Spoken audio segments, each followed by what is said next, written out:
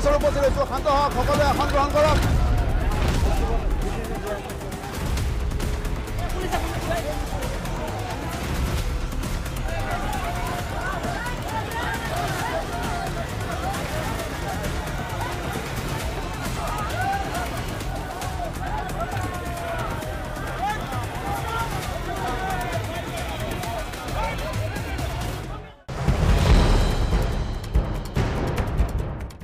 অৰাজনৈতিক সংগঠনো ইয়াত উপস্থিত আছে অৰাজনৈতিক সংগঠনো আছে তেওঁলোককো সুবিধা দিব লাগিব ডাঙৰীয়া হয় আপোনাৰ নামটো মোৰ নাম মোহাম্মদ আব্দুৰ ৰাজ্জাক শ্বেখ হয় মই হয়তো দক্ষিণ হালমাৰা মানকাচৰ জিলা ছাত্ৰ সন্থাৰ হয় কওক এতিয়া আপুনি আপোনাৰ দৃষ্টিভংগী এতিয়া চাওক দক্ষিণ হালমাৰা মানকাচৰ জিলা অসমৰ ভিতৰত আটাইতকৈ এটা দুখীয়া জিলা হয় এইটো সকলোৱে গম পায় হয় আজি চাওক স্বাধীনতাৰ পিছৰ পৰা দক্ষিণ হালমাৰা মানকাচৰ জিলাত হ'বলগীয়া উন্নয়ন আমাৰ শিক্ষাৰ ক্ষেত্ৰত আমাৰ চিকিৎসালয়ৰ ক্ষেত্ৰত আদিকে ধৰি যিবোৰ সমস্যা ইয়াত আছে আমি স্পষ্টভাৱে ছাত্ৰ সন্থাৰ পৰা স্পষ্টীকৰণ দিব বিচাৰিছো আমি কোনো ৰাজনৈতিক দলৰ নেতা হৈ কি বিচাৰে ছাত্ৰ সন্থাই কি বিচাৰে আজি চাওক আমি ছাত্ৰ সন্থাই এইটো বিচাৰিম যে ইয়াত যিসকল ৰাজনৈতিক নেতাই ৰাজনীতি কৰি আছে এওঁলোকৰ ৰাজনীতি কৰক এইটো কথা নহয় কিন্তু আমাৰ ৰাইজৰ যিটো সুবিধা আমাক লাগিব আমাৰ শিক্ষা খণ্ডৰে কথা কওক কি লাগে হয় শিক্ষাৰ ক্ষেত্ৰত আমাৰ ইয়াত ভাল মেডিকেল কলেজ নাই আমাৰ ইয়াত ভাল মহাবিদ্যালয় নাই আজি যদি এটা ভাল শিক্ষাৰ কাৰণে আমাক যাব লাগে বাহিৰত গুৱাহাটীত যাব লাগে নাইবা বাহিৰে কোনো ৰাষ্ট্ৰত যাই কিনে আমাক পঢ়া শুনা কৰিব লাগে কিন্তু ইমান দিন ৰাজনৈতিক নেতাবোৰে ইয়াত থাকি আমাক লগত খালি কেৱল ভুৱা প্ৰতিশ্ৰুতি দিলে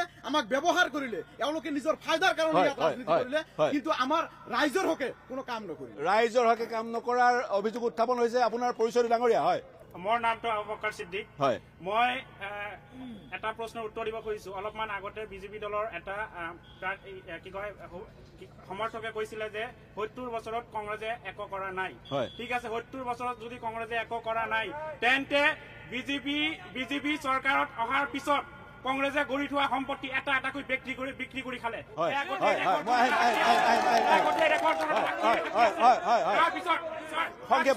সংক্ষেপত হয় AIDF-ৰ সমৰ্থকসকলে ক'লে যে সিহঁতে উন্নয়ন কৰিছে সিহঁতে উন্নয়ন যদি কৰিছে বেলেগে কৰি থোৱা বস্তুবোৰ ঘূৰি মান্দি চকচকীয়া কৰিছে হয় হয় হয় হয় মই এৰিব লাগিব আপোনাক মই অন্য সকলৰ ওচৰত যাব লাগিব হয় আৰু আমাৰ ধুবুৰী ফুলবাৰী কংগ্ৰেছে কৰিছিলে এইবোৰ কংগ্ৰেছে কৰিছিলে হয় ধুবুৰী ফুলবাৰী হয় ডাঙৰীয়া প্ৰত্যুত্তৰ দিব হয় হয় মই পৰিচয়টো ডাঙৰীয়া মোৰ নাম আবু নাছিৰ মই বিজেপিৰ প্ৰাক্তন জিলা সভাপতি একচুৱেলি অসমৰ আটাইতকৈ সীমামূৰীয়া জিলা হল দক্ষিণ চালন মানকাচৰ জিলা এইটো ঠাই হল হাটশিঙাৰী সদৰ ইফালে পশ্চিম ফালে বাংলাদেশ আৰু দক্ষিণো বাংলাদেশ আৰু মানে পূব ফালে আমাৰ মেঘালয় আমি বিচাৰিছো যে আজি এটা পবিত্ৰ অনুষ্ঠান ইয়াত কৰিছে অসমৰ অন্যান্য জায়গাত আমি দেখা পাওঁ টিভিত আজি আমাৰ এই সীমামূৰীয়া জিলাখনত আপুনি ইয়াত অহাৰ কাৰণে আমি ধন্যবাদ জ্ঞাপন কৰিছো আৰু সমূহ এই অনুষ্ঠানত পবিত্ৰ অনুষ্ঠান যিখিনি বিভিন্ন ৰাজনৈতিক দলৰ সন্মানীয় কাৰ্যকৰ্তা ইয়াত উপস্থিত হৈছে আমি সবকে অনুৰোধ কৰিছো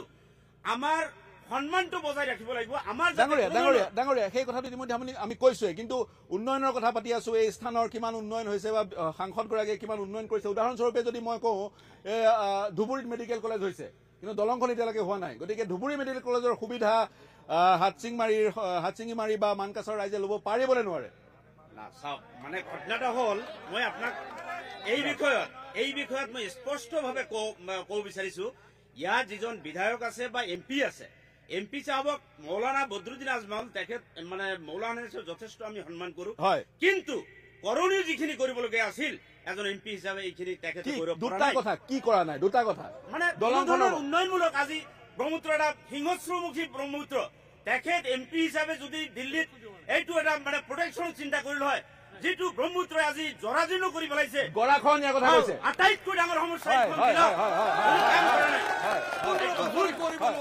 এইটো আমাৰ এটা আবেগ মই এৰিব লাগিব এতিয়া আমাৰ মিত্ৰ দলৰ প্ৰাৰ্থী জাভেদ ইছলাম ভাৰতবৰ্ষত পুনৰবাৰ মিত্ৰ দলৰ চৰকাৰ হ'ব আৰু এইবাৰ ৰাইজে বিচাৰিছে যে গৰাখহনীয়া সমস্যা 100% মই ললো আপোনাৰ প্ৰশ্ন আৰু ছাত্ৰ সংগঠন আছে নেকি হয় হয় আমচু ডাঙৰীয়া আমচু আহিম ইয়াৰ পিছতে আমচু মই শিক্ষাৰ কথা পাতিছিলো গৰাখহনীয়া এটা অন্যতম সমস্যা এই অঞ্চলৰ ডাঙৰীয়া ইতিমধ্যে গৰাখহনীয়া কথাই ক'লে ছাত্ৰ নেতা হিচাপে আপুনি কি মন্তব্য আগবঢ়াব শিক্ষা খণ্ডৰ ক্ষেত্ৰত বৰ্তমানৰ সাংসদগৰাকীৰ এখন এটা অনুষ্ঠান এটা প্ৰতিষ্ঠান আছে প্ৰতিষ্ঠানটোৰ নাম ছুপাৰ 40 আৰু সেই প্ৰতিষ্ঠানটোৱে অসমত বহু নাম কৰিছে সেই প্ৰতিষ্ঠানটোৰ লাভালাভ ল'ব এই অঞ্চলৰ ৰাইজে পাৰিছেনে নাই পৰা নাই যাম নাই পৰা কাৰণ আমাৰ সদৌ দক্ষিণ হালমাৰা জিলা আমচুৰ তৰফৰ পৰা পোনপ্ৰথমে নিউজ 18ৰ অনুষ্ঠানক আমি স্বাগতম জনাইছো আমাৰ এইখন জিলালৈ অহাৰ বাবে।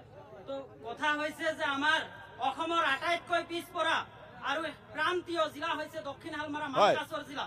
আৰু এই মানকাছৰ জিলাত আমি যোৱা 3টা টাৰ্ম দেখা পাইছো AIDFৰ MP মৌলানা বদৰুদ্দিন আজমল সাহেবে ইয়াতে প্ৰতিনিধিত্ব কৰিছিল। আৰু এইবেলিও 2021 চনৰ যিটো বিধানসভা নিৰ্বাচন আছিল এই নিৰ্বাচনতো AIDFৰ ইয়াৰ পৰা জয়ী হৈছে।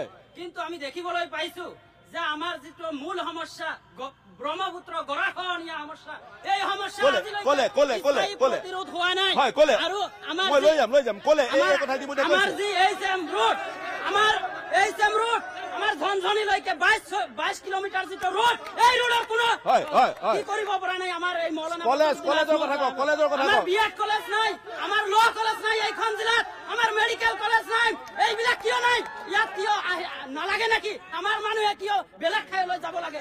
আমাৰ ইয়াৰ MP হৈ পিনে হোজাইত গৈ পিনে আমাৰ ই ৰিক্সা বিতৰণ কৰা বিভিন্ন মেডিকেল এইখন ডিষ্ট্ৰিক্টত নালাগে নেকি? এইখন ডিষ্ট্ৰিক্টত কথাকেইটা ললো হয়। ডাঙৰীয়া আগলৈ আহক।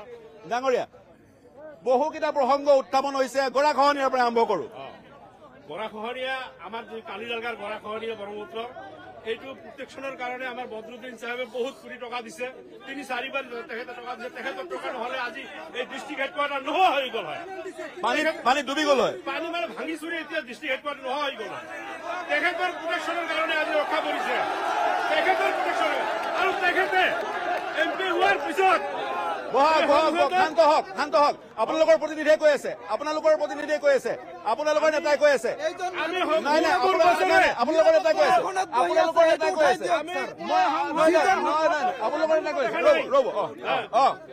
আমাৰ ধুবুৰীৰ কোনো সংসদক কথা কব পৰা নাই।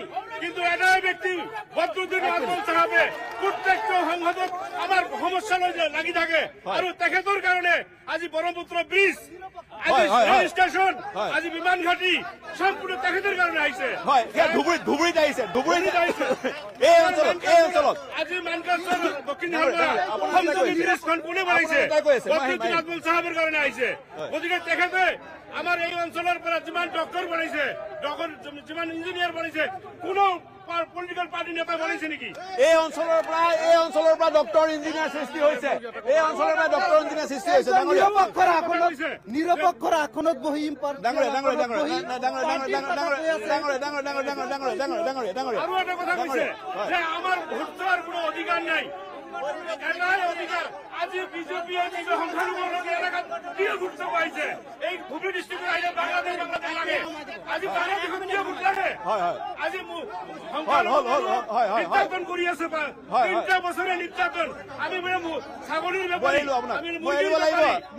চোৰ ডকাইত, আমি সন্তান জন্ম দি আমি চিন। আমাৰ ভোটটো আজি কিয় লাগে? সংখ্যালঘুৰ লগত এলেকাত কিয় আজি ভোট প্ৰশ্নটো এৰি যাওক।